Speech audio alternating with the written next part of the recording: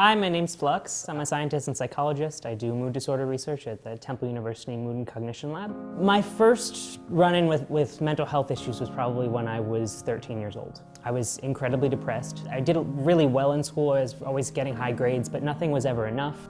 Everything really kind of hit the fan, though, in my early 20s. I was not happy with where I was in my life.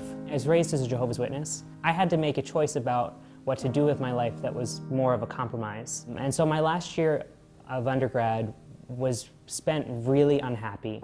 I was unhappy with where my life was heading. I was unhappy with my belief system that I had been raised with, and it really kind of exhibited itself in a lot of anger. I would have to take breaks in the middle of class and where I'd say I'd go to the bathroom, but instead I'd go to the roof of the building and I would just scream. I would scream and I would scream and I would scream and I would kick things and I would throw things in this like small roof area, and I don't know if anyone could hear me, they'd think I was insane. And I would have outbursts. Like there was this other time, I was with a bunch of other fellow students and we were in like a common area. I don't even remember what we were talking about, but something got me so angry that I just got up and I kicked a hole in the wall. And everybody who was with me just kind of stared.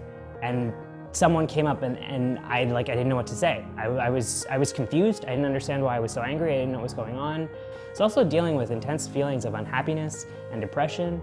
And it was all happening concurrently, which was very confusing. It all really came to a head right after I graduated. And I got a job, and the work was incredibly mundane and boring. The most boring thing I've ever done in my life. And I just lost it. I decided that I was going to move away. I was looking at bus tickets. I decided I think that I was going to drive, and I hated everything and couldn't think straight. And I just remember feeling like I couldn't get out of my skin. And I got home, and I was living with my parents at the time. And I packed my bags and I started packing everything into my car, and my parents were incredibly confused, and I was confused. I don't even remember exactly what was happening at this point in time, and they somehow convinced me to stick around until I could meet with my psychiatrist. And from that point on, everything kind of goes blank for the next 2 months, and except for snippets in that I went to the psychiatrist, I got diagnosed as being bipolar. And she just started putting me on medication after medication after medication. It was one of the most negative experiences I've ever had with a psychiatrist because it was rapid fire.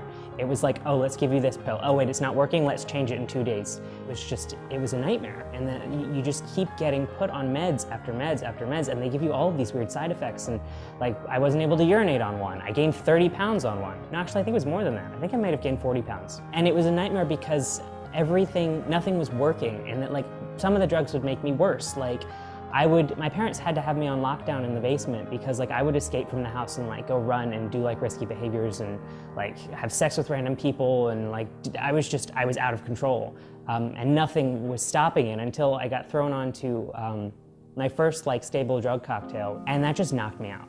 And so that 2 months later, after all this stuff, I was on the couch, couldn't move, couldn't think, couldn't process, and that's the stable state you're supposed to be in. Welcome to stability. How you doing? It's yeah, you're not manic, you're not suicidal, you're not depressed, but you don't really feel anything. Slowly, I was able to start putting my life back together, and that was when I first saw a therapist that really changed my life. And one of the things that he told me was, stop thinking about who you should be and start thinking about who you want to be, and then become the person you want to be. And I had never really thought of it from that perspective before. I left the Witnesses, which was incredibly difficult. So I had to get new friends, I had to get a new life. But I had this very supportive therapist in my life who was kind of helping me out through this. And that was when I decided to go to grad school. I decided that this time around I was going to do what I wanted to do instead of what I was supposed to do, and that was when I started applying to PhD programs. Putting myself together and getting these applications together was really therapeutic. In order to get into a graduate program, you need to figure out who you are, where you're coming from, what you want. And I had to figure that all out so that I could write this on paper and communicate it to someone.